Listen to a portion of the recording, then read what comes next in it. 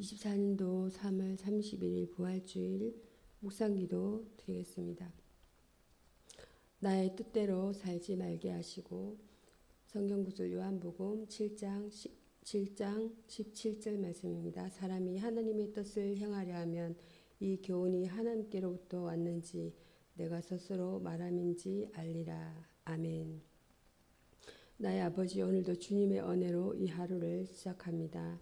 나의 안전함이 기적임을 알게 하소서. 오늘 나의 하루가 얼마나 빛나고 아름다운 하루인지를 깨닫고 감사함으로 시작하게 하소서. 나의 하는 일에 스스로 의미를 부여하느라 급급하지 말게 하시고, 나의 하는 일의 의미는 주님께서 부여하시는 것이니 변명하는 마음으로 살면서 나의 뜻대로 살지 말게 하소서. 내가 하고 싶은 대로 하면서 그것을 합리화하지 말게 하소서. 오늘 나의 삶을 하나님께서 원하시는 대로 살게 하시고, 나의 모든 일과 삶이 하나님 앞에서 아름답게 해석될 수 있는 삶이 되게 하소서.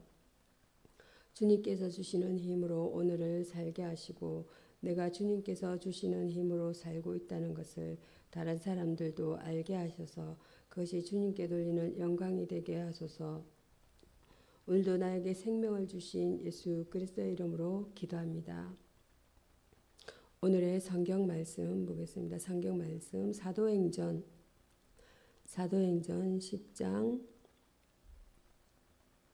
34절에서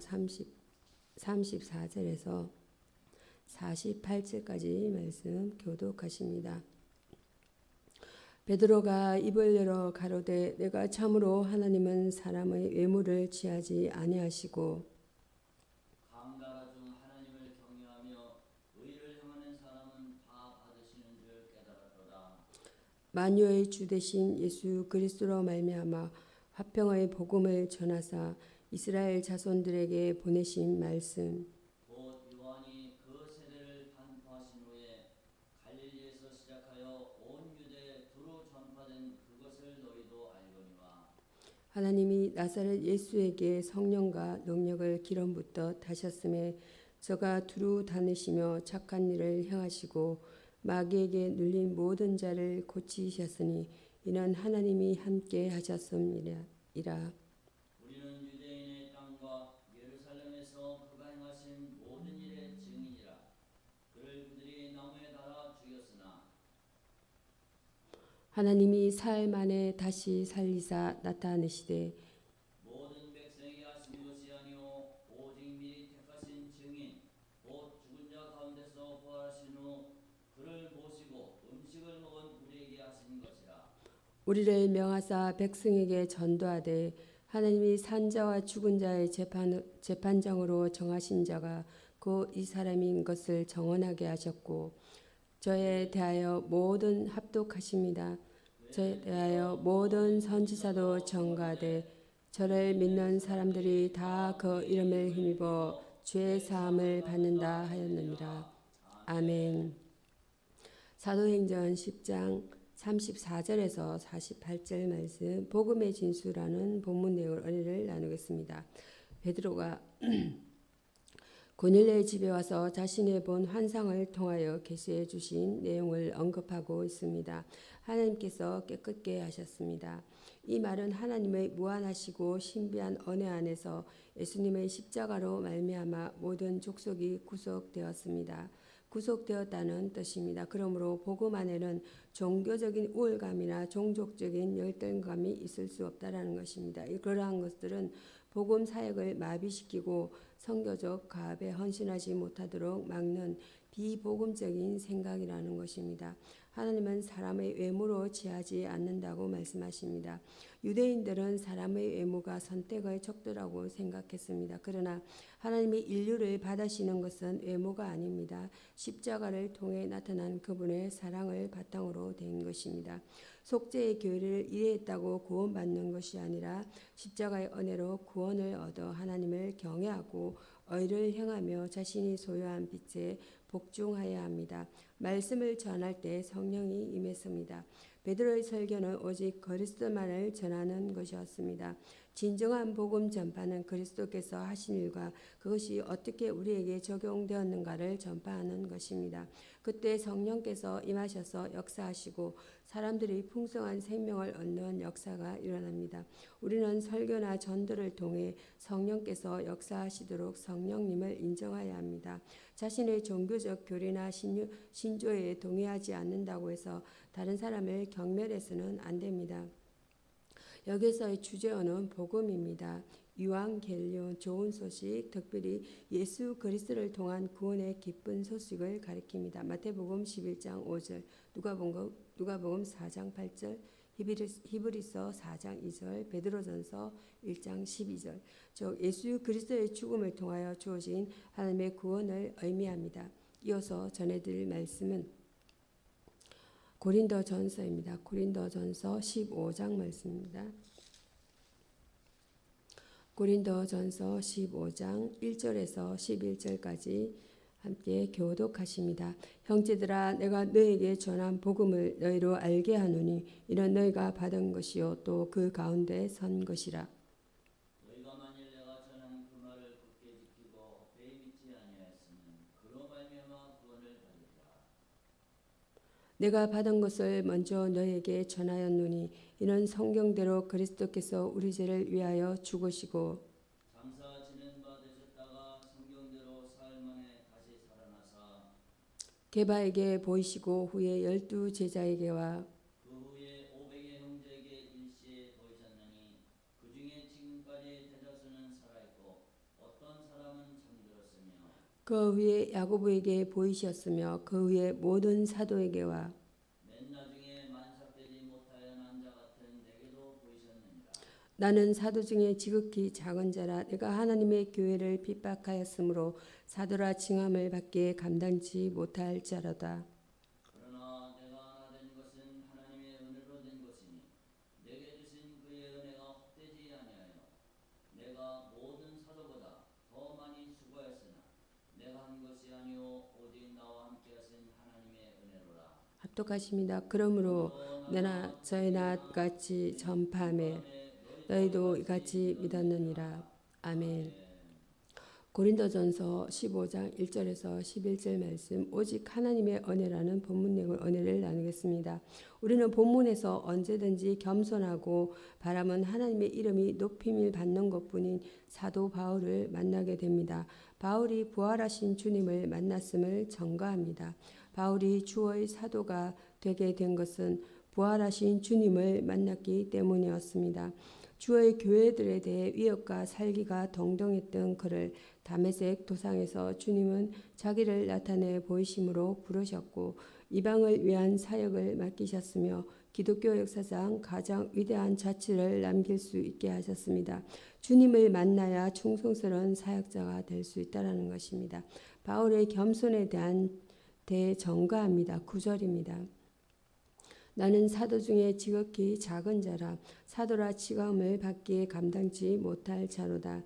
바울이 기독교에 끼친 공헌과 주님의 교회들을 위한 헌신은 아무도 따라올 수 없는 독보적인 것이었음에도 주의 교회들을 핍박했던 그의 과거가 그로 하여금 교만하지 못하도록 제어하는 역할을 했습니다. 바울의 순교한 신앙 및 인격에 대해 전가합니다. 사람들은 언제나 자기의 업적을 자신의 공명심이나 자신의 지위를 드러내는 데 사용합니다. 그런 자신의 업적이 많음을 인정했습니다. 그러나 그 모든 것이 자신으로 말미암지 않고 하나님의 은혜로 된 것임을 강조했습니다.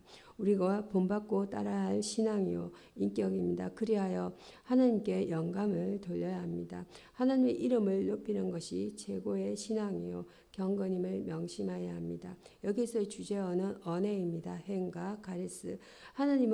은혜는 하나님께서 그분의 멀어진 피조물을 하나라도 공을 들이지 않는 행위를 통하여 구원해 주시는 것을 의미합니다.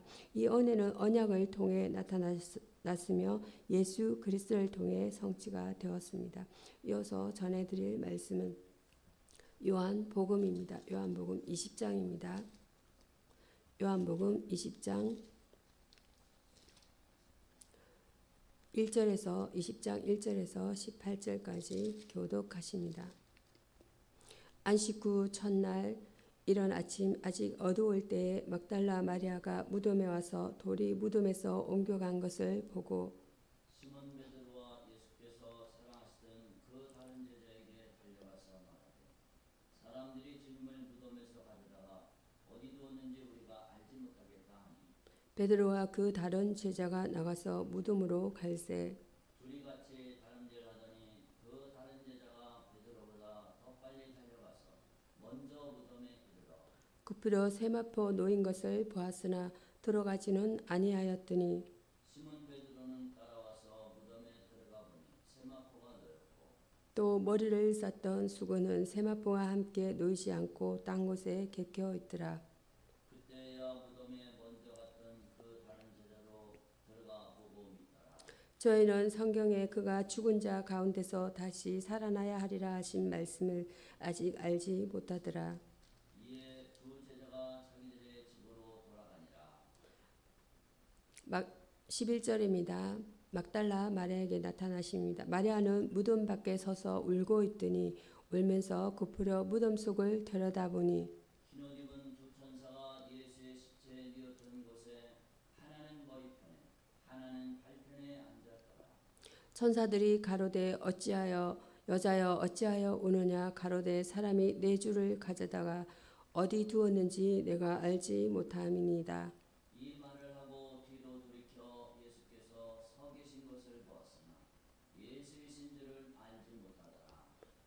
예수께서 가라사대 여자여 어찌하여 울며 누구를 찾느냐 하시니 마리아는 그가 동산직인 줄로 알고 가로되 주여 당신이 옮겨갔거든 어디에 두었는지 내게 이르소서 그리하면 내가 가져가리이다. 예수께서 마리아야 하시거늘 마리아가 돌이켜 히브리 말로 라보니 하니 이는 선생님이라는 말이라. 예수께서 이르시되 나를 만지지 말라 내가 아직 아버지께로 올라가지 못하였노라. 너는 내 형제들에게 가서 이르되 내가 내 아버지 곧 너희 아버지 내 하나님 곧 너희 하나님께로 올라간다 하라 하신대. 마리아가 가서 제자들에게 내가 주를 보았다 하고 또 주께서 자기에게 이렇게 말씀하셨다 이러니라. 아멘. 오늘의 말씀은 요한복음 20장 1절에서 10절 없어진 돌이라는 본문 내용으로 은혜를 나누겠습니다. 하나님께서는 시체를 지키기 위한 그들의 어리석은 것을 비우셨습니다. 없어진 돌이 그 증거입니다. 성리를 알리기 위해 제거되었습니다. 예수님이 무덤에서 나오려 한다면 그 무덤 입구의 큰 돌은 문제가 되지 않았습니다. 그는 돌이 있어도 무덤에서 나올 수 있었습니다. 요한복음 20장 26절입니다. 돌이 제거된 것은 죽음이 정복되었음을 알리기 위함입니다. 죄로 인하여 사단의 종이 된 인류에게 숙명적인 죽음의 문제를 예수님이 대신 담당하셨고 그가 살아나심으로 성리를 증거하셨습니다. 제자들을 위하여 제거되었습니다. 예수님을 통한 대속의 사건은 갈보리 언덕에서 모두를 위하여 부활하였기에 먼저 그의 제자들을 빈 무덤에 초대하였습니다. 그들은 하나님의 천사가 돌을 굴려버렸기 때문에 빈 무덤을 볼 수 있었고 보고 믿는 축복을 받았습니다. 요한복음 20장 8절입니다. 인류를 위하여 제거되었습니다. 세상의 위대했던 석가모니 공저도 무덤이 있습니다. 그들은 그 무덤으로 인하여 신적인 존재로 추앙받지 못합니다. 예수님은 온 인류가 가야 할 생명나무에 이르는 길을 막았던 돌을 없애셨습니다. 빈 무덤을 공개하셨습니다. 그는 인류의 죄와 형벌만을 없애신 것이 아니라 돌을 치우고 빈 무덤으로 가야 하는 수고조차도 친히 담당하셨습니다. 부활의 증거를 얻기 위해서는 무덤 입구의 돌을 없애신 하나님의 사랑을 믿고 받아들여야 합니다. 여기서의 주제는 증거물입니다. Source of evidence, 어떠한 사실을 증거할 만한 근거가 되는 자료를 가리킵니다. 이것은 법원이 어떤 법률을 적용할 수 있는 중요한 수단이 되는 동시에 영적으로 매우 의미심장하다는 것입니다. 이어서 전해드릴 말씀은 요한복음 20장 11절에서 18절 무지를 제거함이라는 본문 내용으로 은혜를 나누겠습니다. 범죄한 아담을 향해 하나님께서 질문하신 것처럼 예수님은 무덤 앞에서 서 있는 한 여인에게 질문하십니다. 어찌하여 우느냐? 예수님은 살아나셨지만 마리아는 몰랐습니다. 그녀는 심한 슬픔에 쌓여 무덤 밖에서 울고 있었습니다. 예수님을 사랑하는 그녀의 마음은 귀하지만 그 표현은 잘못되었습니다. 지금은 울 때가 아니라 기뻐해야 할 때입니다. 천사가 묻습니다. 어찌하여 우느냐? 이 질문은 그녀의 불신앙을 부드럽게 책망하며 바로 잡는다는 것입니다. 누구를 찾느냐 이렇게 말씀합니다. 마리아는 자기에게 말씀하시는 분이 예수님이신 것을 알지 못했다는 것이에요. 그녀는 아직도 깊은 슬픔에 빠져 계속 무엇을 찾고 있었습니다. 무엇이라는 것은 예수님의 시신입니다. 예수님은 누구를 찾느냐고 물으시며 그녀의 생각을 바꾸어 놓으십니다. 그녀는 이제 무엇을 찾지 말고 무엇이라는 것은 시체입니다. 누구를 찾아야 할 것입니다. 부활하신 예수님을 찾아야 할 것입니다. 나를 만지지 말라. 자신에게 질문하던 사람이 예수님이신 것을 안 마리아는 너무 반가워서 예수님을 붙잡으려고 하였습니다. 그녀는 아직도 죽으시고 부활하시기 이전에 전에 예수님과의 교제를 계속하려고 생각하였습니다. 예수님은 그의 행동을 막으시면서 그가 사랑하시는 자들과 함께 있기 위해서는 아버지께로 가셔야 할 것을 알리셨습니다. 두려움 때문에 슬픔 때문에 그의 부활을 바라보지 못했던 무지는 제거되었습니다. 그의 축복에 거하여야 합니다. 여기서의 주제는 우매입니다. 어리석고 사리에 어둡거나 미련한 것을 뜻합니다. 가장 우매한 자는 하나님을 알지도 못하고 하나님을 없다고 부인하는 사람입니다. 이 우매는 진리의 영, 지혜의 영으로 깨우침을 받을 수가 있습니다. 기도하심으로 말씀을 마치고자 합니다. 살아계신 하나님, 죄악 가운데서 우리를 건져주시고 오늘 부활의 영광에 참여하게 계시니 감사합니다. 이 시간 주님의 이름을 힘입어 엎드려 간구합니다. 아버지 하나님, 오늘 우리 삶에 드리워진 어둠이 부활 소망으로 거치길 원합니다. 주님, 우리는 고된 인생살이로 지쳐 있습니다. 생각은 어리석고 우둔합니다. 삶을 건신 걱정과 불안과 두려움에서 회복시켜 주소서. 일생 동안 죽음의 두려움에 빠진 우리가 참된 해방의 기쁨을 얻기 원합니다. 지친 어깨에 올려진 무거운 짐을 십자가 아래에 내려놓습니다. 주여 우리를 새롭게 하소서. 주님의 평강을 누리게 하옵소서. 아버지 하나님, 사망의 엄침한 골짜기를 지날지라도 두려워하지 않는 믿음을 주옵소서. 거센 파도와 풍랑의 위험 앞에서도 담대한 믿음을 주옵소서. 예수님의 부활로 이제 사망 대신 생명의 주님께서 우리의 주인 되심을 믿습니다. 더는 염려하지 않고 감사함으로 기도하게 하옵소서. 항상 기뻐하며 쉬지 말고 기도하고 범사에 감사하라 하신 주님의 뜻이 우리 가운데 이루어지게 하옵소서. 주여 우리를 성령으로 충만케 하옵소서. 아버지 하나님, 주님께 예배하는 오늘 우리에게 크신 은혜 주실 줄 믿습니다. 뜨거운 눈물로 드리는 감격의 예배가 되게 하소서. 새롭게 대하는 부활의 영광이 우리 안에 가득하게 하옵소서. 주여 우리 교회를 뜨겁게 변화시켜 주옵소서. 늘 우리의 기도를 들으신 주님께 감사드리며 예수 그리스도의 이름으로 기도드립니다. 아멘.